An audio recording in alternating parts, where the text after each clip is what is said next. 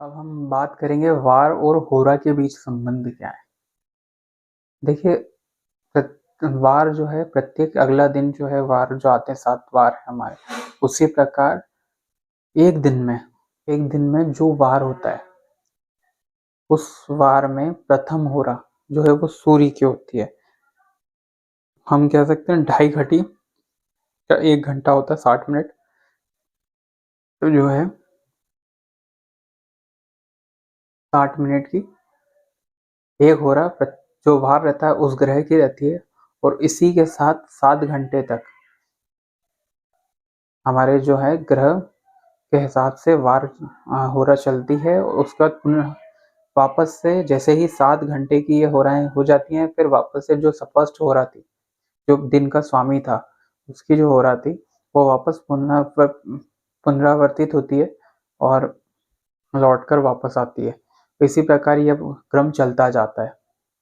प्रत्येक दिन में प्रथम होरा उस ग्रह की रहती है जो दिन का स्वामी रहता है। उसके बाद जो है क्रम अनुसार ग्रहों की होरा चलती जाती हैं, और उन होराओं के साथ जो है पुनरावर्तन होता है। 7 घंटे 7 ग्रह हैं, 7 घंटों की 7 होराएं हो जाएंगी। उसके बाद फिर वापस से शुरुआत होगी, स्टार्टिंग जो दिन का स्वामी है उसकी होरा आएगी, फिर उससे अगले दिन अगले स्वामी की होरा आएगी, ऐसे ही चलता जाएगा। तो वार का टॉपिक जो है यही वो होता है। और वार में जो है और भी श्रेणियां बताई गई हैं, जैसे शुभ वार हो गए, अशुभ वार हो गए। नॉर्मली शुभ वार में जो है गुरु, शुक्र, चंद्रमा और बुध, इनके वार जो है शुभ माने जाते हैं। साथ ही सूर्य, मंगल और शनि, इनके वारों को अशुभ की श्रेणी में रखा गया है।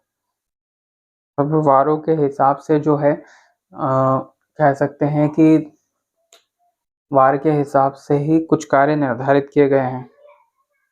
तो वो कार्य जैसे कौन कौन से हैं। रविवार के दिन हम राज्याभिषेक जो होता है, उत्सव, वाहन, क्रय विक्रय, सेवा कार्य, गो अनियंत्रित संबंधित कार्य, औषधि संबंधित, सूर्य बिंब, धातु शास्त्र, शस्त्र और व्यापार संबंधी कार्य हमें करने चाहिए। सोमवार के दिन जो है शंख, मोती, कमल, चांदी यानी कि नगों से संबंधित कार्य हम कर सकते हैं। कृषि से संबंधित कार्य हम कर सकते हैं। इसके अलावा जलीय जलाशय निर्माण आदि हम कार्य कर सकते हैं। मंगलवार के दिन जो है, जैसे कि कहा जाता है मंगल, तो इसमें नीति, शस्त्र शास्त्र, बंधन, युद्ध कर्म कार्य करना आदि चाहिए इसमें किए जा सकते हैं। बुधवार के दिन विद्या, पुण्य, कला आदि से संबंधित कार्य किए जाते हैं। गुरुवार के दिन धार्मिक कार्य किए जाते हैं। और बुधवार के दिन अति शुभ माना जाता है, मांगलिक कार्य हो सकते हैं। इसके अलावा यात्रा आदि की जा सकती है। गुरुवार के दिन की गई यात्रा में शुभता बताई गई है। शुक्रवार के दिन जो है हम संगीत से संबंधित, रत्न से संबंधित उत्सव आदि कर सकते हैं। शनिवार के दिन लोहा, पत्थर, शीशा, पीतल आदि से संबंधित कार्य, गृह प्रवेश, दीक्षा, कर्म, स्थिर कार्य, तुलादान आदि किया जा सकता है। अब हम बात करेंगे शास्त्रों के अनुसार स्थिर आदि संज्ञाएं वारों की। तो चर संज्ञक में आता है चंद्रमा, जो सोमवार है वो चर संज्ञक है। इसी प्रकार स्थिर संज्ञक में आता है सोमवार, यानी स्थिर संज्ञक में आता है सूर्य। द्विस्वभाव में आता है बुध। उग्र संज्ञक है हमारा मंगल। लघु संज्ञक है गुरु। मृदु संज्ञक है शुक्र। और तीक्ष्ण संज्ञक है शनि।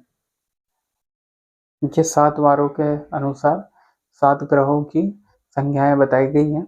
आई होप आपको हमारी जानकारी दी हुई अच्छी लगी होगी। प्लीज़ हमारे वीडियो को लाइक कीजिए, हमारे चैनल को सब्सक्राइब कीजिए और आगे फॉरवर्ड भी कीजिए। धन्यवाद।